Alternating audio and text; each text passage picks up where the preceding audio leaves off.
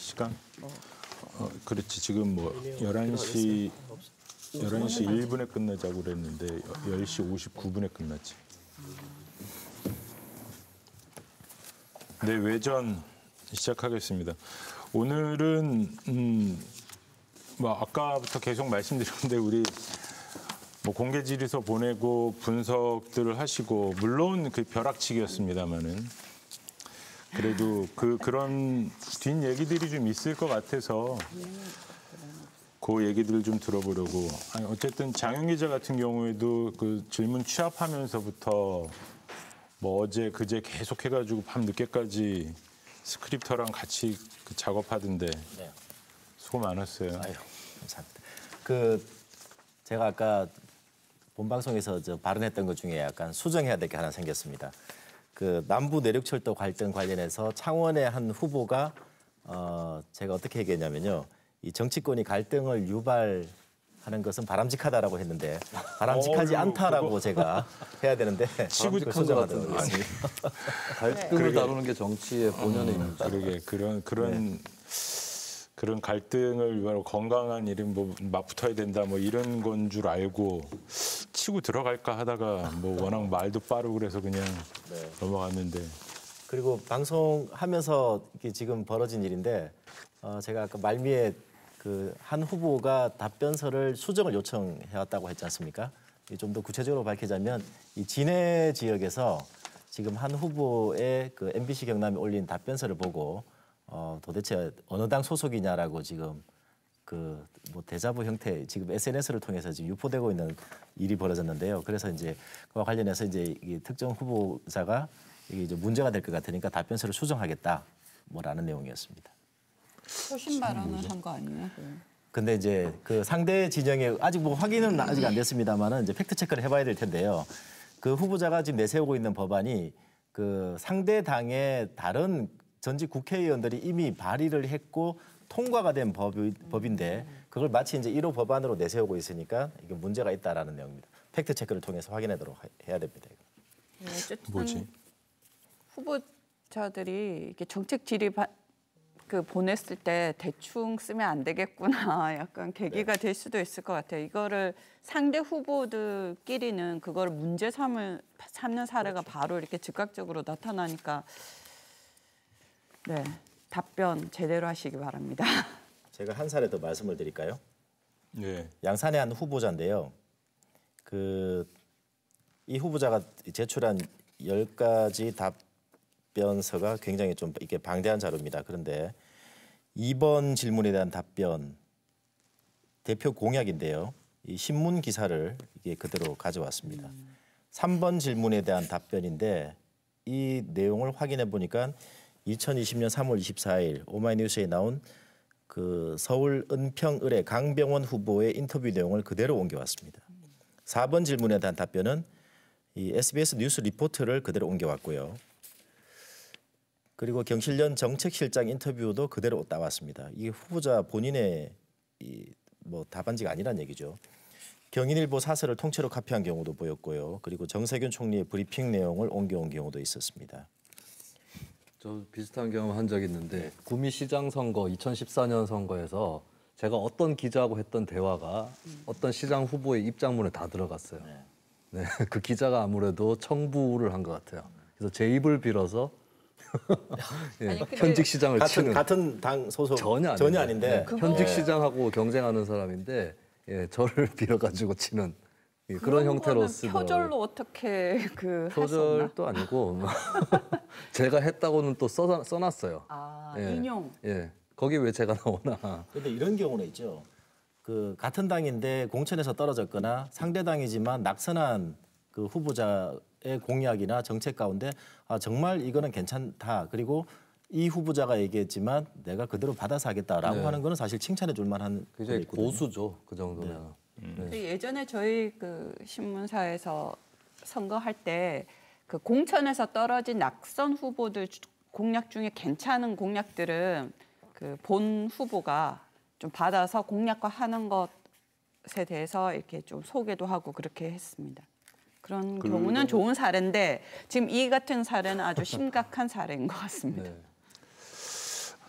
후보들이 그리고 여기 봤는데 그리고 이게 정치가 경제가 공유 경제가 있잖아요. 정치가 공유 정치가 있는 거예요. 네. 그렇게 안 되면 좋은데. 웃깁니까? 지식고. 아니 그건 저는 전적으로 공감하는 게 그 좋은 아이디어면은 그런 건 얼마든지 수용해서 할 수 있잖아요. 아니 꼭 뭐 신공항이나 뭐 저 남부내륙 철도만 지역별로 그렇게 나뉘어서 뭐 당론 아무 소용 없이 하면서 그런 좋은 공약들이 있고 하면은 그거야말로 뭐 당 구분 없이 받아서 쓰고 뭐 아이디어 갖다가 뭐 벤치마킹하고 할 수 있는 거 아닌가 싶거든요. 근데 어쨌든 그 아까 이 지금 문제 제기된 거 보면 네가 어느 당이냐, 뭐 이런 당신이 어느 당이냐 이런 식으로 이제 꼬투리 잡기 식으로 가면 안 될 것 같습니다. 어쨌든 정당이라고 하더라도 후보 스스로의 소신을 밝힐 수 있는 부분인데 그걸 뭐 나쁘게 말하면 베끼기라고 얘기를 하지만 조금 전 그런 의도일 수도 있는 거니까. 네. 전 뭐 이게 그 취재한 부분 뭐 것과는 직접적으로 이어지지는 않을지는 몰라도 우리가 공약하면은 뭐 입법 공약을 이제 첫 번째 질문으로 내세우긴 했지만 너무 실제로 관심을 갖는 거는 그냥 지역 개발 그런 게 지양해야 된다라고 하면서도 실제로 우리가 다루거나 관심을 갖는 것도 뭐 겨우 이제 그런 쪽에 더 이제 많이 관심을 갖는 거 아닌가. 뭐 법을 만드는 거라든가 제도적인 문제라든가 그런 게 물론 어떤 지역 현안, 지역 어떤 뭐 구심점으로서 또는 어떤 동반자 협력자로서 어떤 현안을 풀어나가는 것도 필요하지만 너무 그쪽에만 천착하는 거 아닌가라는 우리가 사람을 뭐 이제 국회의원을 뽑는다 할 때 그런 생각이 계속 들더라고요. 지금 나오는 거 뭐 인터뷰하고 그러면은 다 실제로 그런 거 하잖아요. 뭐 이제 철도 만들고 뭐 만들고 아까도 뭐 다 그렇게 KTX 몇 개씩 하고.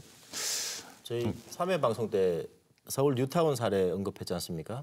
근데 실제로 지역과 관련된 개발 공약이 가장 표심을 확실하게 살 수 있는 나중에 지키든 안 지키든 상관없이 그런 얘기고 유권자 입장에서도 그렇죠. 내가 우리 동네가 얼마나 달라질 것인가 좀 더 좁혀서 얘기하면 우리 집값이 어떻게 될 것인가 여기에 좀 더 많은 관심을 가지지 않나 생각 들고 부동산 관련 개발 공약이 그래서 가장 뭐 관심이 많이 가는 그런 공약들로 이렇게 비춰진 거죠. 그게 수도권, 비수도권에 좀 차이는 있는 것 같아요. 고개발 지역에서는 더 이상의 추가 개발에 대한 열망이라든가 이런 것들이 잘 따져보면 별로 없거든요. 그래서 주민들 사이에서도 이거 뭐 지키지 못할 거 계속해서 인구 불린답시고 하는 거 아니냐 이런 비판이 쉽게 나오는데 비수도권이라든지 상대적으로 저개발 지역에서는 저기는 저만큼 했는데 우리는 더 할 수 있는 거 아니야 이런 미련이 계속 남아있기 때문에 아무래도 그 영향을 많이 받는 것 같아요. 일단 뭐 그런 공약 이제 그게 유권자들 입장에서 가장 이제 가까운 공약이라서 그나마, 아무래도 개발 공약이라고 이제 그런 질문들도 언론사들도 많이 하는데 이게 따지면 그러면 지자체 역할과 국회의원 역할의 차이가 뭐냐 이런 식의 또 질문이 있을 수 있는데 그럴 수밖에 없는 게 일단 예산.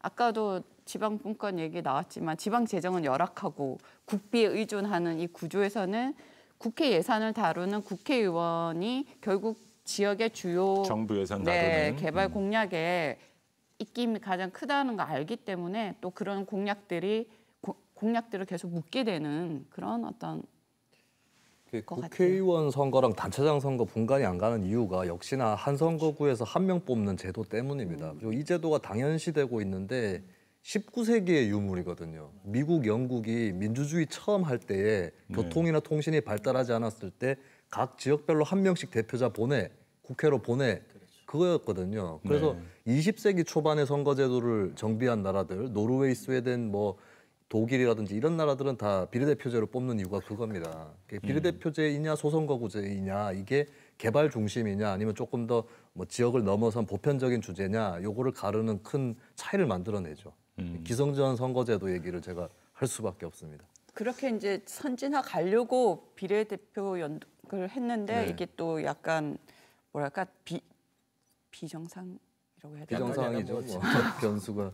이번 제도 자체도 뭐 굉장히 준연동형 가담바람이고. 비례대표제. 자세한 내용은 김수민 저 이북 다당제와 선거제도라는 책으로 그러게. 무료 다운로드 받을 수 있습니다. 깨알 책, 깨알 홍보. 책 네, 내셨는데 3월 6일 어. 발행했습니다.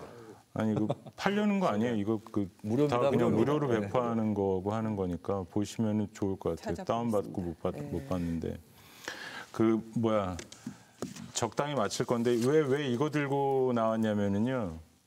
이건 저희가 만든 거고요. 선관위에서 이제 이 뭐 샘플 같은 거 혹시 방송에 좀 활용할 수 있을까 문의를 했었는데 반출이 안 된다고 그래서 이거 직접 만든 겁니다. 잘라서 붙였네요. 네. 길이가 우리 있으니까. A4G로 이 당들 중에 가장 머리를 잘 쓴 당이 코리아입니다. 네. 왜냐하면 코리아가 기호 13번으로 원외 정당 중에 제일 위로 가 있는데요. 사실은 이 당의 원래 이름은 가자 코리아입니다. 근데 모르시는 분들이 있는 게 투표용지에 올리는 이름은 그 정당에서 좀 바꿔줄 수도 있습니다. 그래서 가자 코리아로 등록을 해놓고 투표용지에는 그냥 코리아로 올릴게요 하면서 가자가 없어지고 코리아인데도 키읔인데도 기역처럼 위로 올라간 거예요. 제가 이 사실을 4년 전에 알고 예, 그래서 제가 아니, 몸담고 있던 기억이면 정당에서 기억이- 우리도 가자 이렇게 등록해놓고는 다른 걸로 할 걸. 정당명은 기억윤으로 하지만 그래서 투표용지에 올라가는 올라가는 정당이 거는 선관위에 예, 등록된 임의로. 이름이랑 같으란 법은 없는 거예요. 예, 코리아라는 정당은 그걸 알고 있었던 겁니다. 그러니까 가자를 붙여서 이제 기본적인 순번은 위로 받더라도 실제로 이 용지상에 투표 용지상에서 표기할 때는 이름을 좀 바꿔도 성 떼고 해도 되는 그럼 왜 거고요. 용납하죠? 그걸 헷갈릴 수 있잖아. 잘 모르는 안 그래도 생소한데. 아니, 그러니까 이제 기호 순서는 정당명이라는 정당명 기억윤 네. 순이라는 것만 있는 거지 기표 용지에 그렇죠. 그 순서 그 법안이 그대로 적용되지 않는다 이런 그리고 뭐 그런 또 거죠. 특이한 게 여기 성을 보면 간것 가자로 같아. 시작하는 게 두 개가 있는데 가자 평화인권당이 있고 가자 환경당이 있어요. 근데 가자에는 느낌표가 찍혀 있습니다. 이 느낌표를 갖고 아마 선관위에서 회의를 했을 거예요. 이걸 느낌표로 받아줄 거냐 아니면 한글로 느낌표 이렇게 처리할 거냐. 근데 예전에 왜냐하면 녹색당이 잠깐 이름을 못 쓰게 됐을 때 녹색당 더하기라고 신고를 했는데 선관위에서는 더하기 이렇게 당명 6글자로 만들어준 적이 있었거든요. 이 선관위가 판단해야 될 디테일한 것들이 너무 많아요. 가자가 인기 있는 이유가 뭐예요? 기업. 그러게 기억. 아, 네. 가자. 가자. 앞에 올라가니까 자 그 시간 또 그렇게 또 흘렀고요. 저희 다음 주에 준비하는 게 여러분들이 4월 5일, 그러니까 선관위에서 4월 5일에 그 후보들 공약집, 그 공보물을 발송을 하고요. 그러니까 하루나 이틀 뒤에 이제 받으시게 될 거예요. 이제 부족하나마 그리고 시간이 조금 촉박하나마 그거 이제 보실 수 있도록 못 보신다는 게 아니라 그거 좀 더 유의미하게 보실 수 있도록 저희가 좀 도움 드리고자 준비를 또 한 주 동안 하겠습니다. 저희 불독 외전 여기서 마치도록 하겠습니다. 고맙습니다. 고맙습니다. 좋아요, 구독. 구독과 좋아요 부탁드립니다.